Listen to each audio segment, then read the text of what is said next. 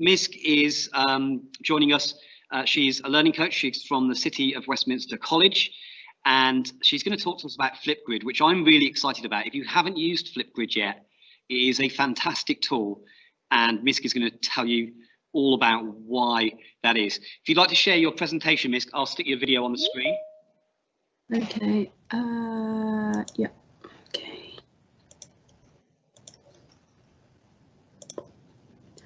Hi. Good evening, everybody. Oh, it says people are waiting in the lobby. Everybody can see my screen. Mark, is that okay? Yeah, that's good. That's great. Thank you. Okay, great. Thanks, Mark. Thanks for this great session today and inviting me along. To those who haven't met me before, my name is Misk Sharif Ali. I work at City of Westminster College, which is part of the United Colleges Group. A little bit of introduction for myself. I've just recently won the Pearson's National Teaching Awards for FE Lecturer of the Year. I currently teach, well, my current role at the college is a learning coach, a lecturer and a tutor, and my subject specialism is information technology. These are my contact details, and Mark would be happy to share that along. I was a very reluctant learner, got kicked out from several schools, never thought I'd become a teacher, but hoo-ha, here we are to sort of engage. So I'm going to talk a little bit to you about using Flipgrid and remote learning for vocational qualifications. So I teach predominantly 16 to 19-year-olds, BTEC level 1 and level 2, and also teaching adults. I find that taking their phones away is always the hardest thing, but I like to embrace that in my classes, and this pandemic has really taught us a lot in terms of making several changes. So quick aims, I will focus on 3 aspects in my session. I'm going to focus on assessment, engagement, and inclusive learning. So how do we bridge the gap between assessment, especially when we're teaching online? How do we actively get all of the students to engage? I'd like us just to kind of think about and reflect on 2 things that you personally may feel that has been a barrier. So if you'd like to all please join me on slido.com. I've got a question up for you. I would like you just, if you can, to reflect on your own area of teaching and identify 2 factors that you would say that you dislike about assessment. Just a quick minute. If you all go to slido.com, and then you'll be prompted for the code, and the code is PolyMAT. Effectively, all what you could do is just pull up your camera and scan this QR code for us, and it will bring you directly here.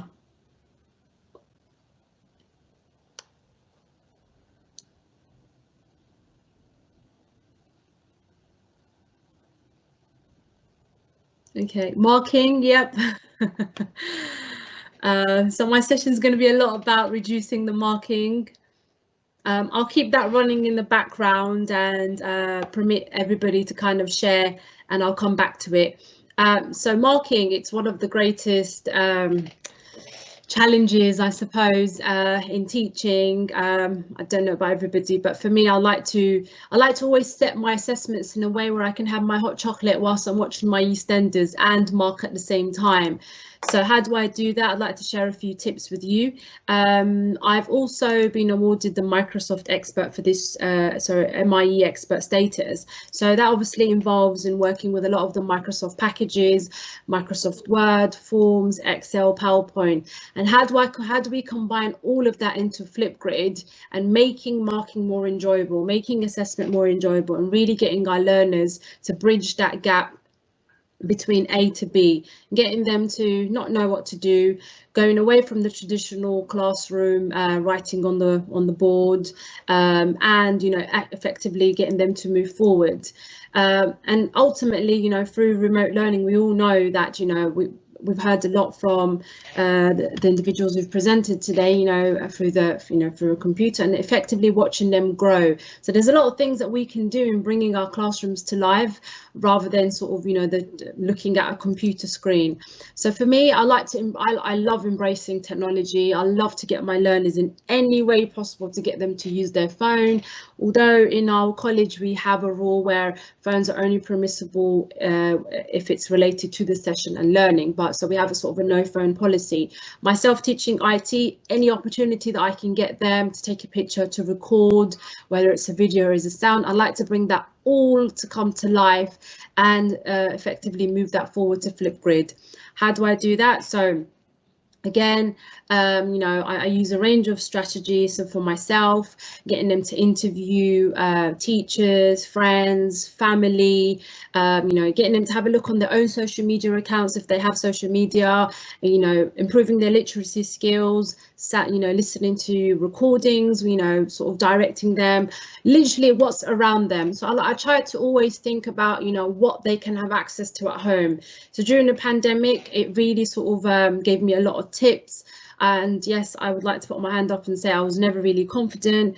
And just like with your organisation, with Microsoft Teams, in our organisation, we used to kind of use it for like mostly communication. And then when the pandemic happened and we all sort of reverted online. So the challenges has really brought my digital skills forward. So how do we bring all of that through the use of a phone and taking assessment forward?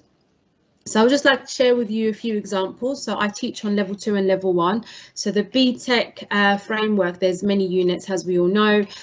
So these are some of the examples that I've taught on. So for instance, during the pandemic, some of my colleagues were teaching across several of the units. So what we've done is we were able to set a piece of assessment that we could then collectively pick up the criteria as the students demonstrated the submission of their work. So for myself, I was teaching them how to create digital audio and also creating digital video. And another of my colleague was teaching them spreadsheet. But I got them to be able to, you know, showcase everything again through the use of remote learning. But with the pandemic happening, one of the challenges that we face is a lot of our specialized software was in college. You know, it was already on the software. So how could we bring all of that to life? So sharing these objectives with you, so the learning aims, so there's 3 learning aims. I've just highlighted the ones that we kind of focused on. So for unit 5, it was all about understanding applications. So we could do all of the theory online, you know, getting them to do the research, you know, and so on. And then effectively creating a digital audio. They could all do that through their phones, and then creating, testing and reviewing. And then for my video unit, it was again quite similar to the Learning Aim A. This time they're making a video and then ultimately both reviewing the sound and the video. And then how do we combine another unit? So I'll show you a few examples how we could literally bring all of those 3 units together and some of the ideas that I was able to form around. So this is a little screenshot to kind of show you the criteria that we all focused on, or, you know, sort of understanding what my colleagues were delivering and really trying to reduce that workload, trying to reduce that marking, trying to reduce that going home and, you know, sort of switching off when it's appropriate, looking after our own mental health. So I'm going to show you a few examples in terms of Flipgrid. I will share a few of these videos with you all. So I'm a big fan, as I've said, on Flipgrid. Here are a few examples. So we have a learner here where the task was, as I've just shown you, the criteria. And I'm not going to play it all, but I will sort of skim through so you have an idea, the end product. So he created the sound, he created the video, he applied all of his findings. I set them the task about creating a video and a sound about the pandemic, telling us about the virus, researching the symptoms, and so on. And I gave them the scenarios if they were reporting for BBC News. So this then consisted of them creating a storyboard, you know, when the sound will come on, and so on. So this is what you know, the student effectively got a distinction for the work. COVID-19, which stands for coronavirus. So on the background, he's talking and explaining his answers. As the video goes on, we get to see more images several times in an hour, and shortness of breath. There are 3.5 million cases of COVID-19, 86,000 confirmed cases. £1 billion is being made available in loan for patients who have kidney failure. And you can see as obviously the infected by the session goes on, virus. we're hearing the sound in the background, we're seeing the logos, we're seeing his research, we're seeing his explanation. So this was one example. And then another example, I did cater for all different or differentiated learning, but you know, based on different abilities. So I'm going to now show with you different levels of work. We have another learner again. We gave them the flexibility to be able to record between 2 to 5 minutes, and this is where their storyboard came on. Another learner.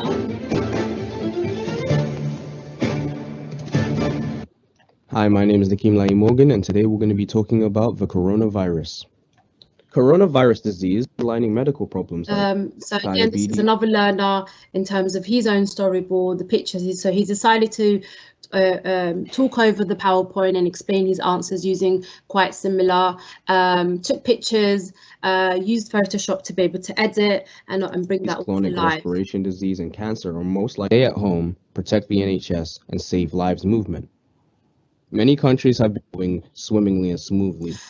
We also encourage learners to sort of watch the news, see what was happening, take images from their from their phone, and then be able to bring all of that into to life. So this is an example where he's then watched the news, he's taken a picture of Boris Johnson giving his speech and applied it to the PowerPoint. By staying at home and not making any physical differently. Free school meals or food vouchers. Yeah, so this is an example, and then encouraging them if they did go outside to then capture as much images to represent the virus. Another example of another learner, again, who kept it within the 2-minute frame. This was slightly a different assessment, a very challenged learner. She went a little bit over and beyond what was expected of her through the stretch and challenge task that I gave her. This time she's again, I gave them another scenario where they're presenting for BBC News, again, applying their sound, applying their music.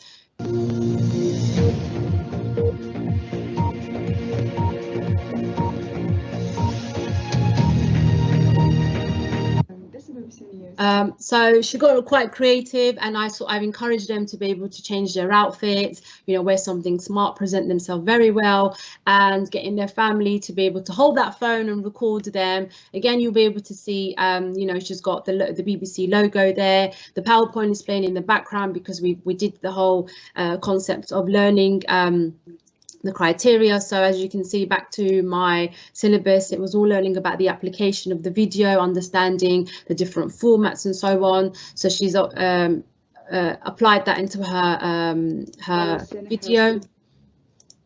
As the video goes on, she applied the spreadsheet, spreadsheet development unit into by giving facts and figures. Colleges closed is pure the reason of this, and so on. So this is another example, and then a student another example of another student, same type of assessment, but this time he slightly presented in a different way, which he felt comfortable. Again, we were accommodating different needs, so I'm just going to quickly showcase that to you. So again, similar sound. He's also chosen a scenario to present for BBC News instead of ITV News. And then you can see, you know, behind the background, dressed quite smart, and he's reading off. So he had already sent in the evidence of his work. So he had decided to type everything up, print everything up, and just simply explain the content for the work. Although he was explaining, he did also apply his video editing skills by showing us his research, by showing us his findings, and obviously, you know, attaching it onto the video. Now, this is how we sort of did it for you know, in terms of combining and really working with colleagues and seeing what criteria that we could effectively work with, and as I mentioned, trying to encourage them to be able to use as many things around them and possible. In addition to that, with regards to sort of looking after their mental health, it didn't just stay there. Again, I like to use Flipgrid purely because of the fact that how myself, just like the few of our participants who are mentioning, we're going to come back to the chat to Slido in a sec. But the great thing about Flipgrid Flipgrid is that once your students have recorded and submitted, it also gives you the opportunity to be able to give them personalized feedback. So I like I said in the beginning, I like to always give my feedback in the comfort of my own home whilst I'm watching my favourite soap and drinking my hot chocolate. Very, very effective. We can record myself instantly, give them a score out of 5 in terms of, you know, how they presented, their performance, their ideas, giving them written feedback, as you can see here. So I'm not quite sure if you can see, giving them personalised feedback, and then there you go. And then you can either email it to them or copy the feedback and then submit it. So I like to use both Teams and Flipgrid combined together by setting the assessment on Teams and then getting them to come back on Flipgrid and capturing it. But the Flipgrid journey doesn't end here. I did take it a little bit further in my tutorials, as I'm also a tutor. And just a couple of weeks ago, in the month of October, we're a little bit behind in terms of schedule, encouraging them to really use their phone again. So I set a little activity on Black History Month and the movement, and so on. So I'll show you a few examples in terms of how they presented their answer back. Again, quite short. Where was it? I'm not quite sure. Oh, I'm not sure what's happened there. It seems like it's not. I'll come back to all. It's included in the PowerPoint, so I'm sure Mark will be able to share that in one of these QR codes, or you can simply click on it. I've hyperlinked it to take you directly there. But I'll also show you another example how I also participated. So in the beginning of early lockdown, in terms of touching base with them, getting them, encouraging them to let us know how they were feeling, I decided to make a little mockery out of myself, use my phone. And the great thing about Flipgrid is sometimes it gives you the opportunity to play with different, you know, emojis and so on. So this is me, 20-second video. Hello everybody, Misk here. Thank you very much for joining me on Flipgrid. So, how I'm currently feeling at the moment during this lockdown is a little bit like an alien, out of this world. So I look forward to hearing and seeing all of your videos. Hello everybody. So that was an example, and then when the video started rolling in, getting students to really participate, touching base, encouraging them to tell me what they were doing, what they were up to, interesting fact about themselves, what skills did they build, how were they coping. So 40-second video of one of my learners here. Hi Miss, something that I enjoy doing lately is playing my guitar. It's been a while since the last time that I played. What do you build me up, Baraka babe? Little did I know my own tutee could actually sing. A very shy, timid individual, really hardworking student. Little did I know. So it was great to be able to learn about my students. And the beauty about Flipgrid is that it allows you to be able to select how long you want your recordings to be, whether it's from 30 seconds all the way up to 10 minutes. So my little rule is a 5-minute. If I can watch your video, mark your video, give you feedback within 5 minutes, then that makes my day. And then towards the end, when the video started coming in, again, I started to make a little fool out of myself and record another Flipgrid video. It got over 300 views, by the way. So I called this Hello from the Other Side when we went to sort of lockdown within the first couple of weeks, after I sort of touched base with them, and also, you know, really applying songs out there. So this gave me the inspiration from Adele, Hello from the Other Side. So I'll just quickly play it for you all. 14-second video. Hello from the other side. How are we, people? I thought I'd set up this little Hello from the Other Side moment video to check in and see how you all are. Seeing as we've never been in this situation before, I thought we could all come together and share our experiences. So hit the green tab and give me your Hello from the Other Side. Hello from the Other Side. That's about it from my side. In terms of using Flipgrid, back to what everybody else was saying.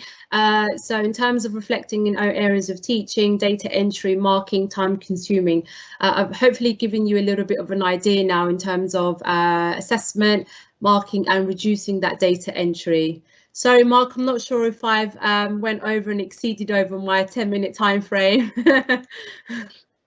No, that was brilliant. Thank you very much, Misk. And as I said earlier, I think Flipgrid is such a great tool, and it's free as well. There's nothing that anyone has to pay. So I really would recommend that everyone checks it out. and sees how it could be used in their teaching.